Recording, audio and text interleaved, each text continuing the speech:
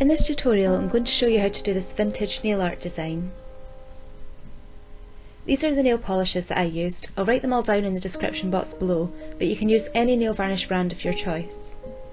So as you can see, I've already applied false nails.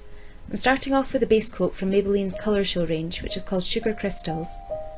This design can be done on any length nails, but obviously the longer your nails, the easier it'll be to fit the design onto.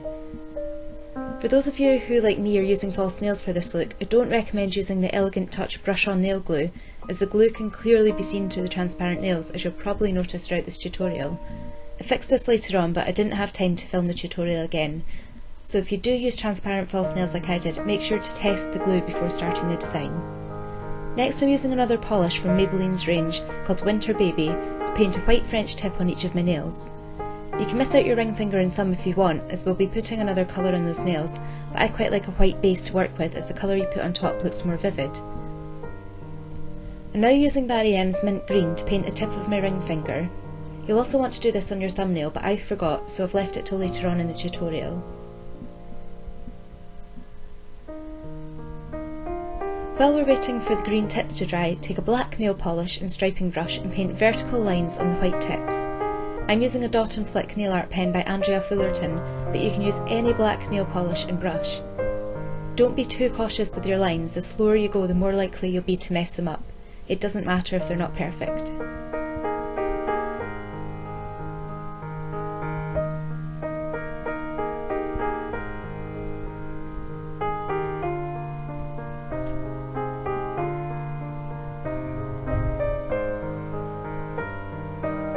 So now I've remembered to paint my thumbnail green.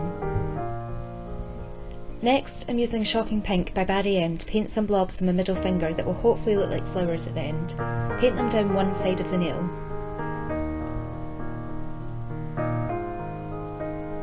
Also paint blobs of pink on the green tipped nails.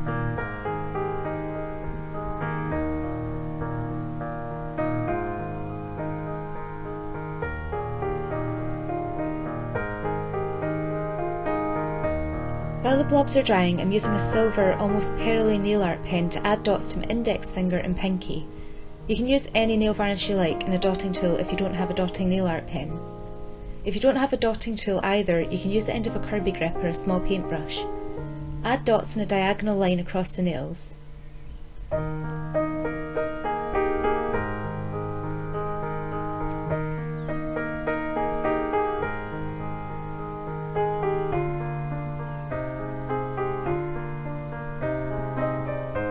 I felt the nails needed something more, so I added more dots along the smile line and partially around the nail.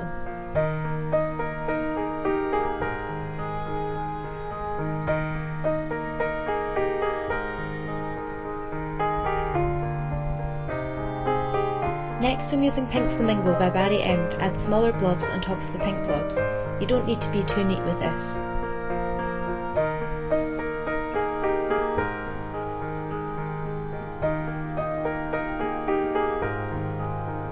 Then I'm using White Baby again and adding it on top of the lighter pink.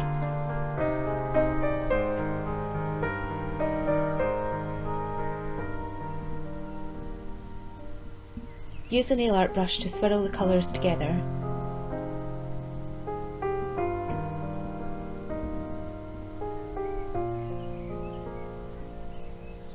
Now my blobs go a little bit wrong here. I added far too much white, so make sure you only add a little bit. I fixed this by adding a bit more of the dark pink that we used for the first blobs.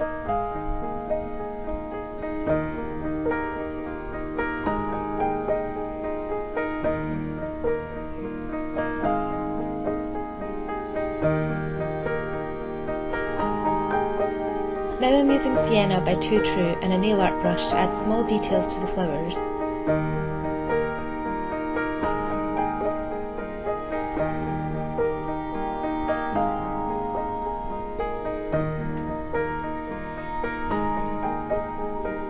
Lastly, I'm using Berry Fusion by Maybelline to finish the flowers off.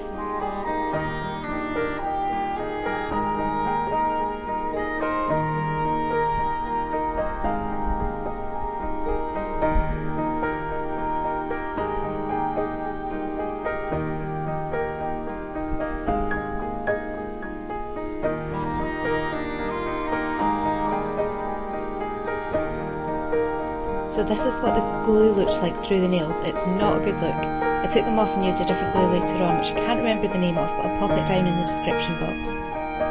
So finally we're going to add leaves to all of our flowers. I'm using Guava from Barry M's Jelly range and adding leaves where I feel they would look best.